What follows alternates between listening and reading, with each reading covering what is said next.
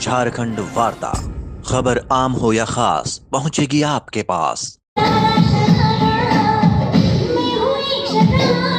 30 वर्षों से कला और संस्कृति को निरंतर बढ़ाने में लगे जया लक्ष्मी नाट्य कला मंदिरम के सुप्रीमो ए बाबू राव को जाने किस चीज का है मलाल। देखें उनसे खास बातचीत। जमशेदपुर जया लक्ष्मी नाट्य कला मंदिरम और टाटा वर्कर्स यूनियन की संयुक्त तत्वाधान में विष्णुपुर स्थित माइकल जॉन ऑडिटोरियम में 12 दिसंबर से लेकर 14 दिसंबर 3 दिनों तक 26वीं अखिल भारतीय अंतर विद्यालय नाट्य लोक नृत्य गीत एवं वाद्य यंत्र प्रतियोगिता का आयोजन किया गया। इन प्रतियोगिताओं में विभिन्न स्कूलों संस्थाओं के बच्चों ने अपनी प्रतिभा से लोगों को मंत्रमुग्ध कर दिया। लोगों ने उनके कार्यक्रमों को अपनी तालियों से खूब सराहा। अंतिम दिन प्रतियोगियों को पुरस्कृत किया गया। 3 दिनों के कार्यक्रम के दौरान लोक नृत्य उद्घाटन समारोह में अतिथियों के रूप में टाटा वर्कर्स यूनियन के उपाध्यक्ष शाहनवाज आलम, श्री बाला गणपति विलास के अध्यक्ष YK शर्मा, समाज सेवी कैलाश कामंटिया, नाट्य उद्घाटन कार्यक्रम में समाज सेवी RK सिन्हा, B आनंद राव, राजेश कुमार पांडे, विनोद कामंटिया, सुभाष चंद्र अग्रवाल, वाद्य यंत्र एवं गीत उद्घाटन समारोह में जिला खेल पदाधिकारी झारखंड सरकार रूपा रानी तिर्की, समाज सेवी अशोक अग्रवाल, डॉक्टर अमल पात्रा, संजय कुमार सक्सेना, जया लक्ष्मी नाट्य कला मंदिरम की प्रमुख संरक्षक विनीता शाह और सम्मानित अतिथियों में एडियल सोसाइटी के अध्यक्ष Y ईश्वर राव मौजूद थे।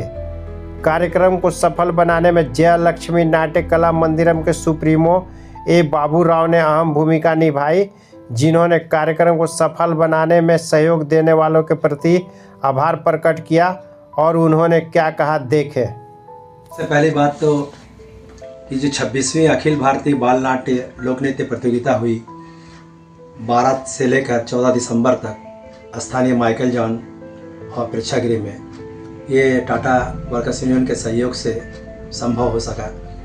साथ ही मैं धन्यवाद देना चाहता हूँ आप सभी पत्रकारों को जो इसमें अटेंड किए उनको भी और जो नहीं अटेंड किए उनको भी, कि इस कार्यक्रम को बड़े विस्तार रूप से आप लोगों ने फैलाया, लोगों को जागरूक किया। मेरा भी यही मानना है कि हमने जो मंच बनाया इसमें वैसे कलाकार जो अपनी प्रतिभा को नहीं दिखा सकते, नहीं बता पाते हैं, उनको हम एक मंच दें और उस मंच पे आकर वो अपना नाटक प्रस्तुति करें, नृत्य प्रस्तुति करें। हाँ, एक चीज़ है कि हमारी भारतीय संस्कृति और परंपरा को बनाए रखते हुए हमने ध्यान में रखा है कि इसमें वेस्टर्न डांस को हमने अलाउ नहीं किया है। और साथ ही 3 दिनों का कार्यक्रम में पहला दिन जो था लोक नृत्य का कार्यक्रम हुआ, जिसमें एकल नृत्य में 33 बच्चों ने भाग लिया। डुएट युगल नृत्य में उसमें 10 जोड़ी टीम थी और ग्रुप डांस जो होते हैं समूह नृत्य, उसमें 17 टीमें ने भाग लिया। उसके बाद दूसरे दिन हमारा नाटक का प्रतियोगिता था, हिंदी नाटक प्रतियोगिता, जिसमें शहर के विभिन्न स्कूलों से बच्चे पार्टिसिपेट किए, जिसमें 8 नाटकों का मंचन हुआ। उसमें हमारी संस्था ने भी, जो नए अभी बच्चे सीख रहे हैं, जो आदिवासी स्कूल से है, भालुवासा स्कूल से है, गरीब बच्चे हैं, उन सब के बच्चे टीम ने एक नाटक किया, महान कथाकार मुंशी प्रेमचंद जी की कहानी घास वाली। उसका नाटक बहुत सफलतापूर्वक उन्होंने मंचन किया। इसके बाद तीसरे दिन जुलूस निकाला। ऐसे टाइम था उनको 9 बजे से निकालने का, लेकिन हमने 9:30 बजे के बाद निकाला। और ये रंग जुलूस माइकल जॉन से होते हुए विष्णुपुर थाना होते हुए कमानी सेंटर में जुलूस को हमने वहाँ ख़त्म किया।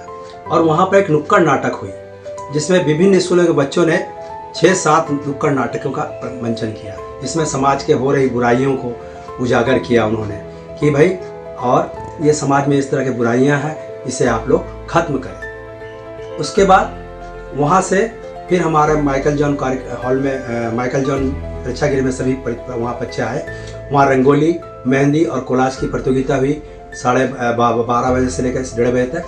फिर कार्यक्रम वहाँ समाप्त हुआ। फिर 3 बजे से फिर कार्यक्रम आरंभ हुआ, जिसमें गीत की प्रतियोगिता थी, जिसमें कोई उम्र नहीं थी।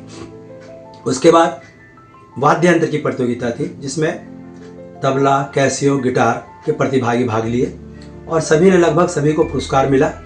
और अंत में 5:30 बजे से 6 बजे तक के बीच में हमने अतिथियों को आमंत्रित किया था, सम्मानित अतिथियों को आमंत्रित किया था, जिसमें आज के मुख्य का अंतिम दिन झारखंड कला संस्कृति विभाग की श्रीमती रूपा रानी टिर्की जी उपस्थित थी और अशोक अग्रवाल जी उपस्थित थे, हमारी संस्था की श्रीमती विनीता शाह जी उपस्थित थे और भी समाज सेवी लोग उपस्थित थे। अच्छा, एक चीज़ और हाँ बोलिए। एक चीज़ बताइए कि मैंने आप जो ऐसा काम कर रहे हैं किस मकसद से कर रहे हैं और कहाँ तक सहयोग मिल रहा है और क्या सहयोग अपेक्षित है लोगों से आपका? देखिए, सहयोग की बात जहाँ तक है सर, इतने बड़े कार्यक्रम में तो बहुत पैसा खर्च भी होता है, तो सहयोग अगर लोगों का नहीं मिले तो हम इस पर तो इतने बड़े कार्यक्रम का आयोजन नहीं कर सकते हैं। लेकिन हाँ, सहयोग मिलता है और किसी तरह से जब कहते हैं ना कि मन अगर आपका साफ हो तो सब कुछ सफलतापूर्वक निकल जाता है। अगर कहते हैं एक भगवान एक दरवाज़ा बंद करता है तो दूसरा दरवाज़ा जरूर खोल देता है। खैर, कठिनाइयों और खुशी के माहौल में हम इस तरह से कार्यक्रम करते आ रहे हैं। मेरा मकसद सबसे बड़ा चीज़ है कि जो बच्चे कला संस्कृति और अपने को खड़ा करने के लिए, बहुत सब बच्चे पढ़ते हैं लेकिन मंच पे आकर खड़े होकर बात करना, मंच पे लोगों के सामने बात करना, अपने विचार को लोगों के सामने रखना, ये सबके बस की बात नहीं है। वो कला और संस्कृति को हम बनाए रखना चाहते हैं, जीवित रखना चाहते हैं। जो बच्चे के पास पैसे नहीं हैं वो भी अगर हमारे पास आते हैं तो उनको भी हम निःशुल्क इसकी ट्रेनिंग देते हैं। मैं खासकर नाटक सिखाता हूँ बच्चों को, नाटक के बारे में जानकारी देता हूँ। बाकी जो है हम ये चाहते हैं, मेरा एक सपना है कि एक ऐसे स्कूल खुल जाए जहाँ सभी कलाओं का संगम हो। और मैं बहुत प्रयास कर रहा हूँ पिछले 2018 से। सुधीर दा जी हमारा जो पूर्व मुख्यमंत्री रह चुके हैं, उन्होंने प्रयास किया भी था और मैं कहते हैं ना, जैसे मुंह से निवाला जो छीन जाता है वो हो गया मेरे साथ घटना घटी। उनका सारा काम उन्होंने टाटा स्टील से बात करके हमारे लिए क्वार्टर की व्यवस्था कर दिए थे। और दिसंबर 2013 की बात है, 23 दिसंबर 2013 की बात है।